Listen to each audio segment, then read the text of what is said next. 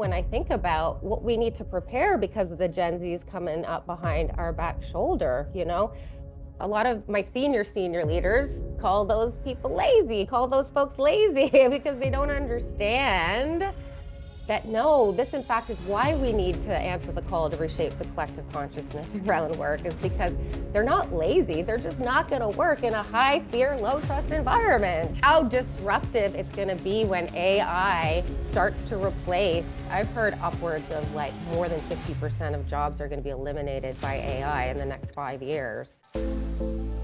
Welcome to the Leadership Launchpad Project, changing the way the game is played. This podcast helps purpose-driven leaders unlock their highest potential so that they can play their biggest impact game. Welcome to the Leadership Launchpad Project, the brand spanking new, right out these January gates version. I'm so excited to announce today we are changing things up here in true Elite Dream Team styles. There's nothing I love more than a fresh, clean slate of ice in January. It's like an artist looking at a blank canvas, which I have to imagine is where they gain the most inspiration. For me, that was always on the ice, so that's where I go with it. But yeah, we are changing it up here at the LLP. And this new version of our podcast is really going to be focused on our mission, changing the way the game is being played forever. And so, of course, I just mentioned that we're shaking the lineup up, and that means that Rob will be out, and my co-host to my left and my right where I left them pre-holidays, Leanne Wansborough and Shelley West. I am so excited to announce our new starting lineup here today. I've literally been looking forward to this all holiday break. Ladies, welcome to the show. Thank you. Thank you. Very excited to be here. So how are we feeling about sticking the landing on this this new format that we kind of taste tested before the holidays? I'm excited to shake things up a little bit and get deep and get real and get authentic.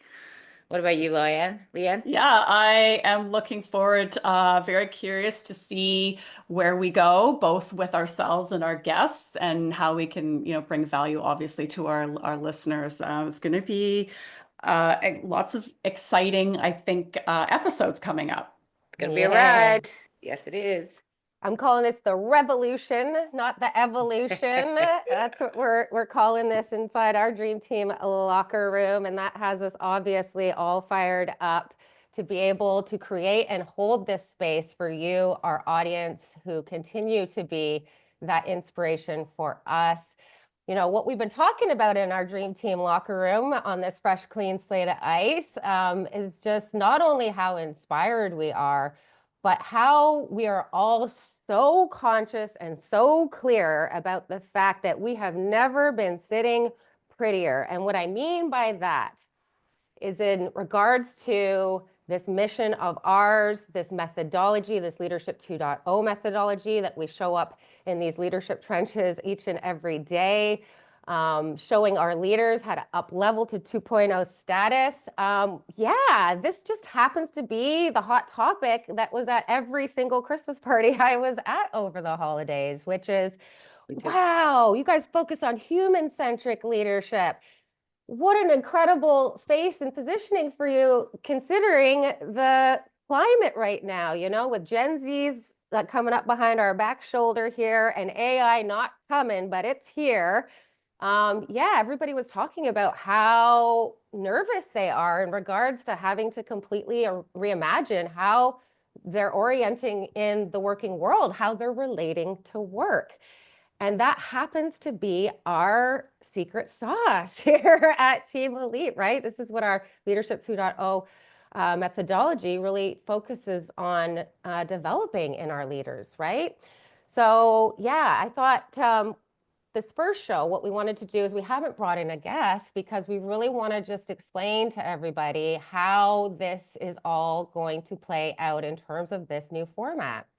Yeah, we've been talking a lot about, the things that resonate with us the most with the podcast that we listen to and the thought leaders that we follow out in the leadership world. And I really feel like the ones that resonate the most are the ones who take the time to really get to that human-centric level with their guests, not necessarily talking too much about the tactics and the what to do's, the directives, but are actually getting into this raw, more authentic, real space with these guests, which is everything that we're really going to be focused on doing with our guests, getting into their backstories, really understanding the journey that they've been on, the development that they've engaged in that has actually set them up to be able to lead in the incredibly impactful ways that they are in this world.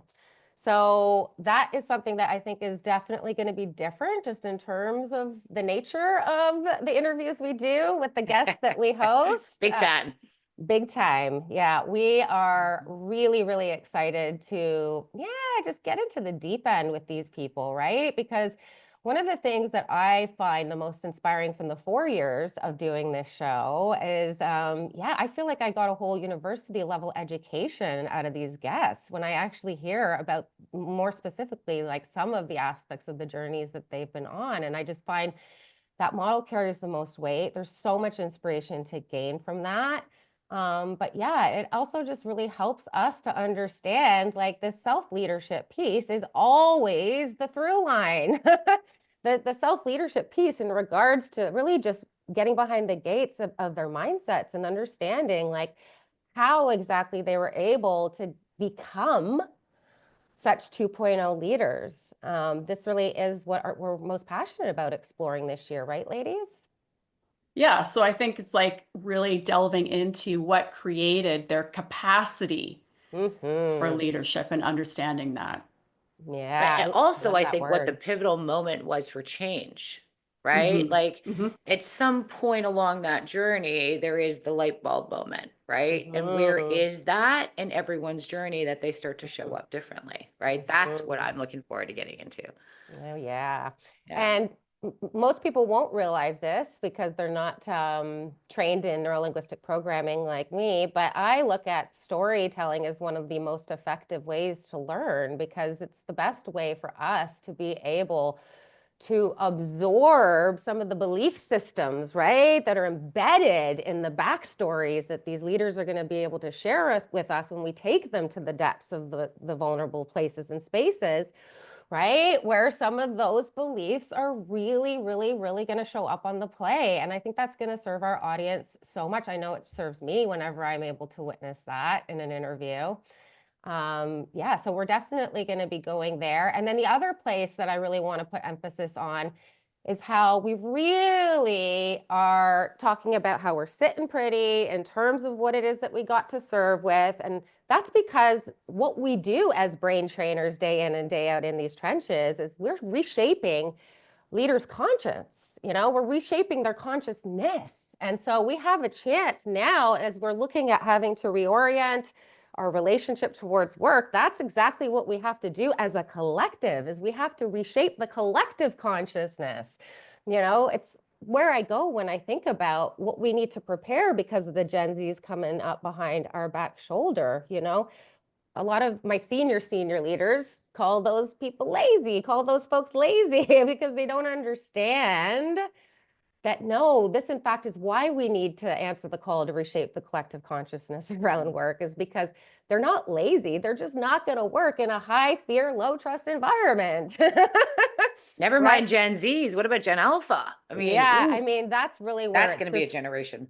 I think by that point, it's where we're gonna see the new ground floor, right? Massive. Like Yeah. I think that's what's for me gonna be at the pinnacle of where this actually starts to become commonplace and best practices, But we're all very much aware we still have a journey to go on. I don't think people, even from the conversations I was having at these holiday parties, have any clue like how disruptive it's going to be when AI starts to replace I mean, what are the stats you're hearing on this, Shelley, in terms of how many jobs it's going to replace? I've heard upwards of like more than 50% of jobs are going to be eliminated by AI in the next 5 years. Yeah, I mean, it's still TBD, but like even everything that's coming out of CES right now, which is, basically the big, massive technology show in Vegas, and I've been watching it pretty closely, but it's mind blowing.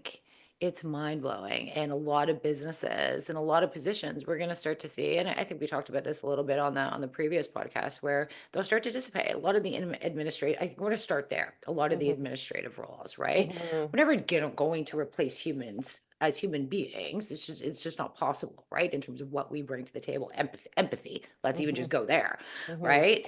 But in terms of like the day-to-day operations of businesses, right? Like having things at your fingertips when you want it versus having people on vacation or covering PTOs or whatever it might be, right? Like it's going to be a very different landscape. I think even by the end of this year, and it's just going to continue to evolve, and we need to Accelerate. adapt. We have to be able to adapt to it.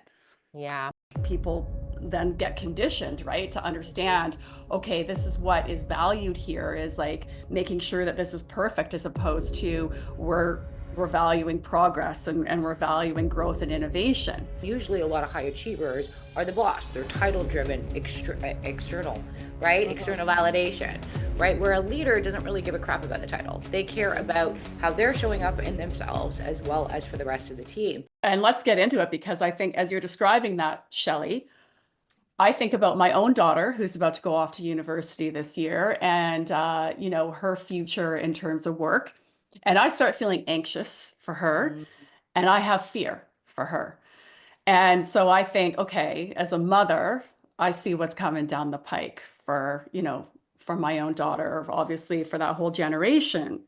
And so I think, okay, so what do I really want for her? And we can, of course, extrapolate here to everyone that we come into contact with as coaches, no matter what your age is like we all have to understand that we're going to come up against uncertainty and fear. And this does not create a very safe feeling internally for anybody.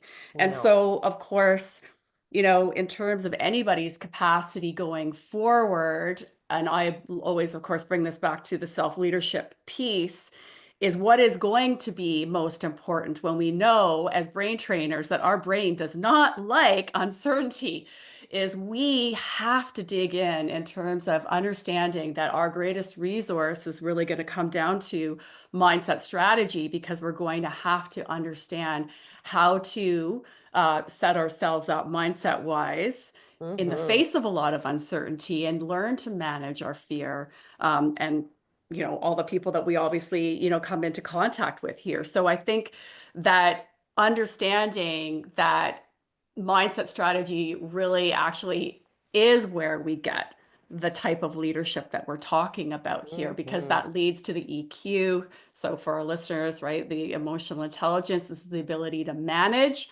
our internal state so that we can show up for ourselves, but also for the people that we're leading. And really there's going to be there's so many things that already go into the high achiever mindset that we work with, or we're trying to create more of a high performance type of mindset. So you're going to add into the high achiever mindset a lot of uncertainty, and you're creating a roller coaster, a real ride here that isn't going to be fun most of the time for most people. Nor right? sustainable. And it's not sustainable. And so I think, if we look at leadership as a pattern of behaviors, okay, and so what I mean by that is everybody's set up a certain way to react to things in a very unique way, okay, internally. And then in that reaction, we make choices, and obviously that's where the behavior comes out from there.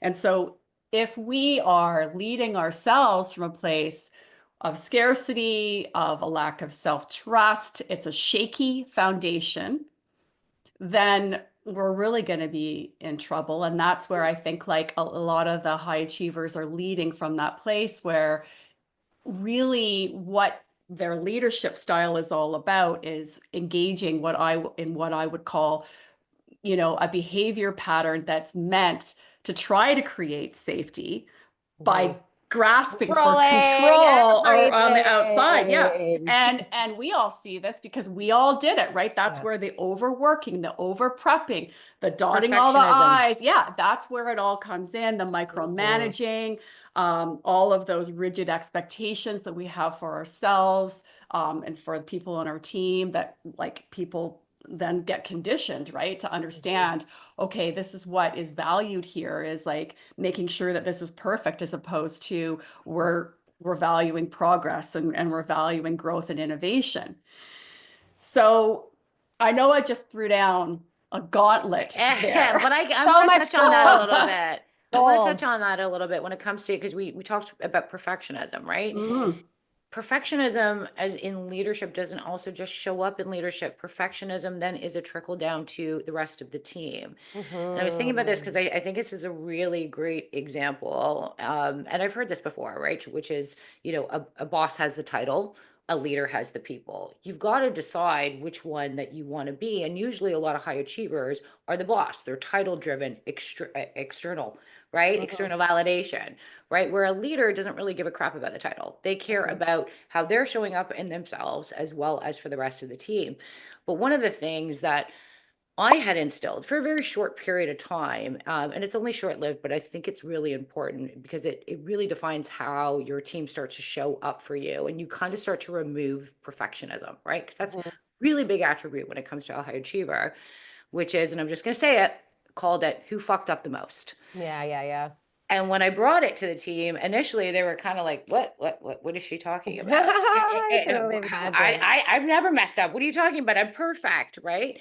But when you start to remove that barrier of fear that they don't need to be perfect and that they can come to a meeting with, and they were challenged to come to a meeting with how they had fucked up and being able to share that with the rest of the team. The objective of that was to remove perfectionism, to share things that, and naturally as human beings, we mess up in our day-to-day lives, and it's okay. That's human, that's real, that's authentic. And that when you're sharing that story, not only can the team learn from other people's mistakes, it's the objective of it was post meetings, which was the team felt like they could come to a leader with a problem versus like, oh, I've messed up, hide it, sunshine, rainbows, and lollipops, the world is perfect. No, let's deal with this. I know that now I've removed fear and I don't need to be perfect for you. And I can come to my leader with a problem and we can go arm in arm and solve this together. And that we're not saving any lives here. It's not as catastrophic as I think sometimes that we see in our heads, right? Especially if we're in an Yeah. upregulated state, we don't know how to get down from. Well, yeah, I Exactly. mean, a perfectionist will always see everything as high stakes, 100%. right? And so, Shelley, I think that's an incredible, sort of model that you brought in there.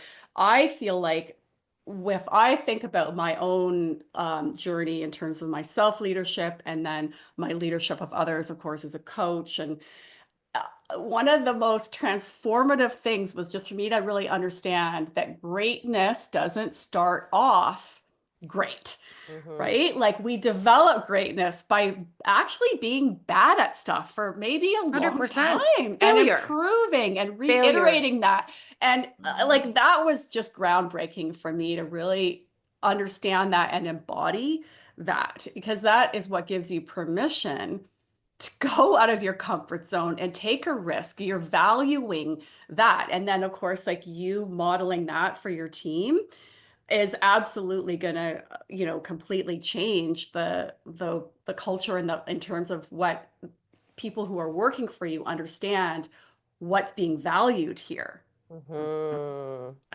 And I always went first, right? Just to break that down, right? And it wasn't stuff that like it was natural, normal human being errors that occurred. And then sharing that, they were like, oh, okay. And then actually everyone started to kind of look forward to it. And then I started giving prizes, and then it kind of got a little bit much. So then we just stopped the whole thing, obviously. Yeah. But again, the intent was nobody is perfect, right? Mm-hmm. And growth, right, doesn't come from greatness. Growth comes from failure. And once they started to realize that, actually, I'm going to pull that back. Once I started to realize that. Bingo, right there. Self-awareness. Once I started to realize that in terms of how I was showing up, I didn't want to be the boss. I wanted to be the leader. I wanted to be human. I wanted to be authentic. I wanted to be real. I didn't want smoke and mirrors and sunshine, rainbows and lollipops. I wanted us to solve and fix and grow problems together as a team versus as an individual, which is the high achiever. I feel like it level sets the playing field from a very human level. When you start talking about your mistakes, it normalizes that, and it basically ingests into that room this presupposition or mutual understanding of the fact that we all mess up. So why aren't we talking about it if we know that it's going to stir up growth ops that are going to lead to more growth and improvement? You know, I always joke about how one of the first weeks of hockey, literally the drill was learning how to fall, and we had to go skate down the ice as little girls and like tumble into the corner with our equipment. It was so scary. I remember it still because it was so daunting. It was so scary. But you know what that did? It made it so that I wasn't afraid to fall. And that led to me being able to take more chances on the ice and explore my edges, you know, take more risks. And that's obvious. Explore the edges. Love that. Yeah, that's what we would call it in hockey, you know, like every day you want to get out there and find your edges. And that means if you're not falling, you're not trying to grow, you know. It's like so many amazing mindset strategies embedded in my sport, as we know. I promise I'm working on using fewer hockey metaphors. As I have received feedback that, you know, some people out there don't love that sport, but yeah, it's kind of I've grown to love it because of you. Me too. Me too. If you weren't using hockey metaphors, I would think you've been kidnapped by an alien. So it's always reassuring when we've I got hear to them figure from out our you. own metaphors now, Leanne, going forward. I don't know what they're going to be yet, but we'll figure it out. Well, it makes sense given everything that we teach about our self-concept being formed by the age of 10 and where my programming went down on that ice, right? Exactly. Challenge those limiting beliefs, right? What were you going to say, Leanne? I was going to say, so one of the other things, I'm just thinking about the word authenticity here because Susan, obviously the hockey is part of the metaphors are part of your authenticity. Shelley had talked about, you know, bringing out the authenticity at work. And I think just, you know, one of the points that we haven't covered yet, which I feel is so important because I see it a lot with my clients, is in terms of being able to show up authentically, because so often what happens at work is people are not allowed to show up authentically. And then what occurs from that is everybody's doing a lot of what I call with my clients surface acting, right? Where we walk around and we pretend, I pretend I'm happy and optimistic and I pretend I'm calm, but I'm not. And if you're the leader and you maybe, of course, you're suppressing, right? This is what high achievers do.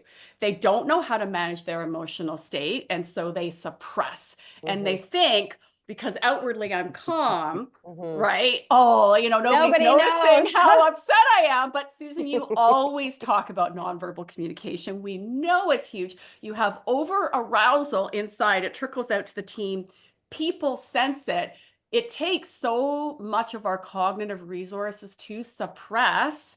So that, in fact, leads to exhaustion and fatigue and burnout. It's a big part of why teams burn out, because they're not allowed to show up authentically and everybody's walking around surface acting. And like I said, that's taking up a lot of energy. You're trying to keep it all down. And of course, we know that emotions have to come out and they will seep out often in very unproductive, passive-aggressive ways. And so this is why, again, this is such a crucial leadership strategy, is people have to understand how to manage their emotional state so that you can actually show up in a, you know, positive way to influence the team and impact the team, the way that you want. But on that point, the tone and how the team shows up is set by the leader. At the end of the day, you can actually have leaders within the team that are actually better than the boss, let's call it, in terms of how they drive forward, right? Without the actual official title. But make no mistake, the team can see through the bullshit, right? If somebody is showing up with this mask on, at some point in time, the mask drops. When you're not authentic, the mask will drop and they're going to see right through it. And then you've got a culture problem because things start to unravel. And that's a subject for another time that I would love to get into. Well, that's a subject for today in terms of this is what I work overtime on, especially in 2024. I started doubling down on this aspect of my coaching with my senior leaders. Because I know what's coming. I study it all in terms of the data and the research and the best practices because, yeah, that's my responsibility. When I show up in service to these leaders, like it's evolving, it's changing, and we got to make sure we're at the cutting edge of these things. And the thing that I am really trying to forecast the most and put on their radar the most in terms of leveraging the motivation required, the discipline required to not just take a weekend workshop learning about these things, but actually like going on the journey and sticking the landing, right? Meaning that it just becomes a practice, right? Developing themselves on the daily is because people can smell it when a leader is being inauthentic. And the first 30 seconds, you standing at the front of that all hands as a leader, right? Starting to say your thing and trying to inspire your crowd. Like there's a part of our brain, the reptilian part of our brain that has to decide in the first 30 seconds, like, is this person safe? Should I be listening to this person and trusting what this person is saying? Or do I need to protect myself, right? And so when it comes to a leader, you're not a leader unless you actually can get that buy-in, that engagement from your people. And if your people are smelling that you're showing up out of alignment, incongruently, falsely, right? That's where you're going to start to lose their trust. That's where the fear goes up. That's what destroys the psychological safety. And since we're talking about the revolution in terms of the call to reshape the collective consciousness, if in case our audience isn't seeing what we're seeing here, that's a call to innovation. And you can't get to innovation unless you have that 2.0 foundation. And that requires that a leader, even if they've never shown up this way in their whole career, and they are at the top of their game, the game is changing, folks. And so this is where we have to go at any stage of your leadership journey, because this is going to be the cost of entry, in terms of being able to sustain any type of position of leadership in any area of performance. People need to know that you're being real with them, right? Or else they're simply not going to continue to follow you. Or they will follow just with a bit of a lens. Well, they'll follow you they'll match and they'll mirror, meaning that's what I mean, going to through show a lens. up. Yeah, exactly. They're going to show up half-assed. Presenteeism is a real thing. We heard all about quiet quitting last year. They're going to find ways to disengage on you, and it's going to sink your bottom line, right? And that's what we're saying in terms of why we have to adapt, why we have to innovate in this human-centric way from the level of mindset, which controls behavior modification. Right? Or saying one thing and yet doing another. Right? That's also a massive problem with teams that feel that they don't have trust and psychological safety, right? I'm going to say one thing to you because that makes me feel safe in your presence. But yet, when I'm in a safe space, I'm going to say something that's completely opposite. So there's no authenticity coming from either the leader, or let's not leader at that point, a boss, or the team itself. There's just no. In that type of environment, without the safety, people are obviously not going to feel that they can, again, authenticity, voice an honest, candid opinion, offer that constructive feedback. I think people start to get into this mentality of, well, like, let's just not rock the boat. And everybody knows that there's something off about, the way that things are being done, but people don't, like, without the psych safety and understanding that, they can take an interpersonal risk in the sense of like, I am going to bring this to my manager or, whoever is the boss, right? Then it's all going to be stifled. And then that is, I think, just where people start to get very disengaged. And then, as you said, Susan, yes, like that's where you have high employee turnover, and that's affecting your bottom line. So you got to train, obviously, retrain people and invest in them. And it affects your client-facing part of your business too, to have high turnover like that. Cost is actually so much greater. It really Yeah. is.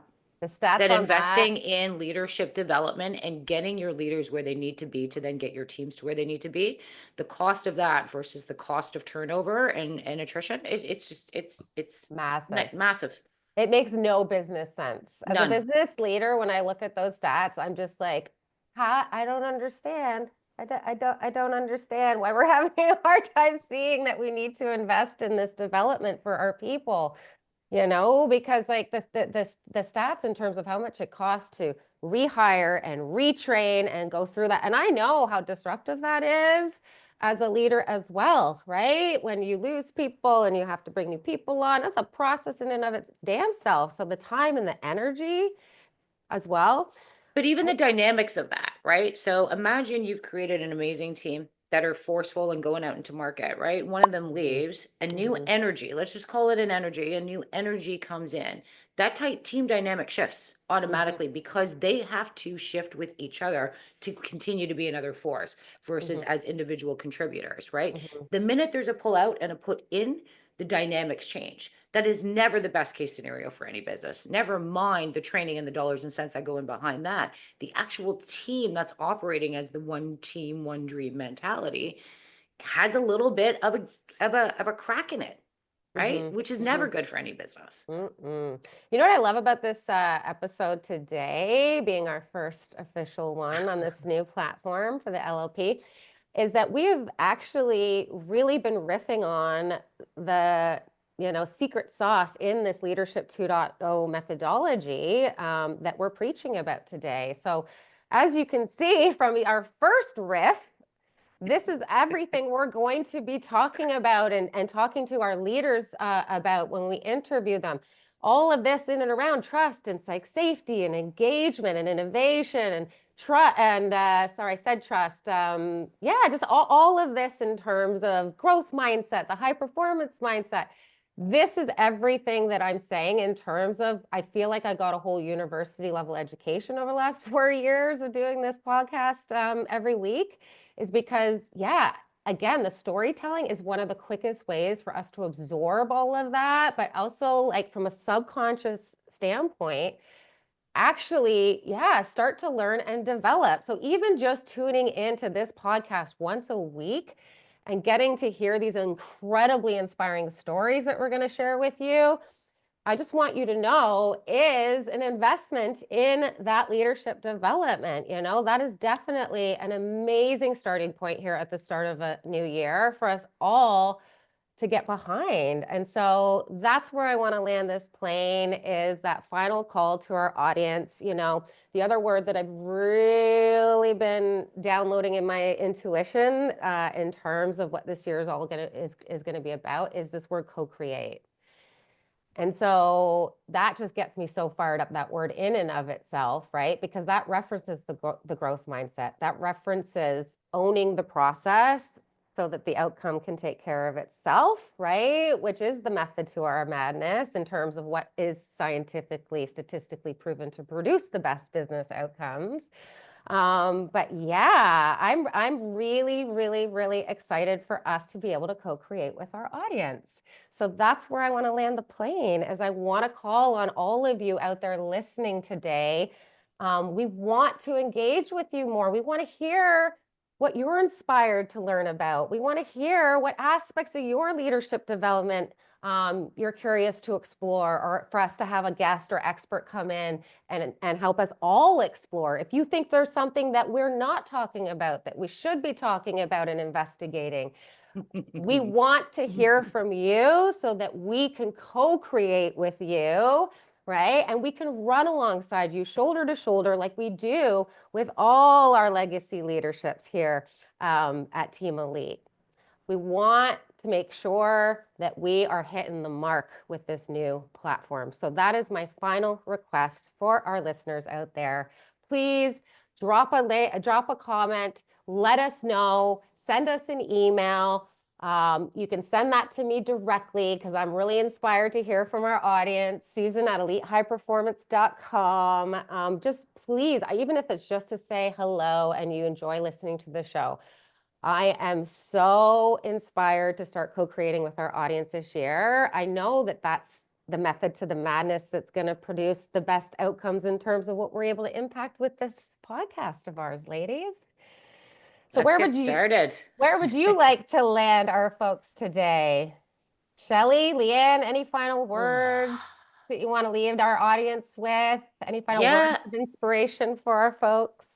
Yeah, you hit the nail on the head, Susan, in terms of, sort of what we want to do and what we want to achieve, right? And I think our whole platform changing, it is really about being a bit authentic, right? Like, as you can see here, nothing is scripted. This is just us having really great conversations. And I want to have guests on the show that are just kind of willing to unpack, right? And peel back the layer of the onion, and let's just get effing real, right? Not scripted, please. No. Let's just deal with some controversial subjects. Let's deal with some opposing opinions. Let's shake some stuff up, I think, this year.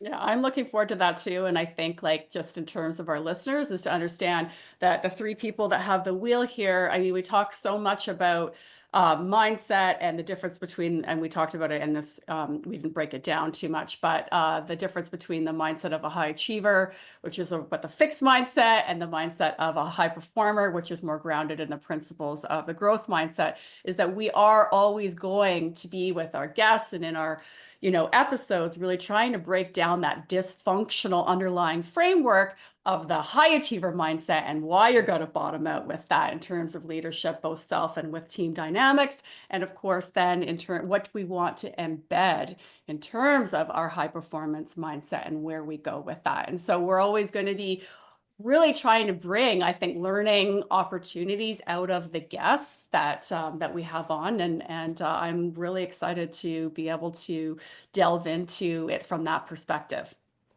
Me too. Ladies, we are officially out of these gates. It feels so right. It feels so good. I'm so excited to see how this all plays out in 2025. So if you are out there and you are feeling this heat coming through your airways right now, and it is making you want to learn a little bit more and not have to wait for your weekly episodes in order to do so, if you're ready to get on this mission and start really getting serious about doubling down on your leadership development growth game here in 2025, you can find all of our information in terms of our many incredible offerings, locker rooms, one-on-one leadership coaching over at our website, elitehighperformance.com. Please remember, if you're not following along yet, we would love to have you on our dream team. So please hit subscribe, give it a thumbs up. We are on all major podcast platforms. That's it. That's all for today. Your highest potential is literally our passion, in case you can't tell from the nonverbal energy today. Let's go 2025. Let's unleash it together. We'll see you all next week. See you next week. Bye.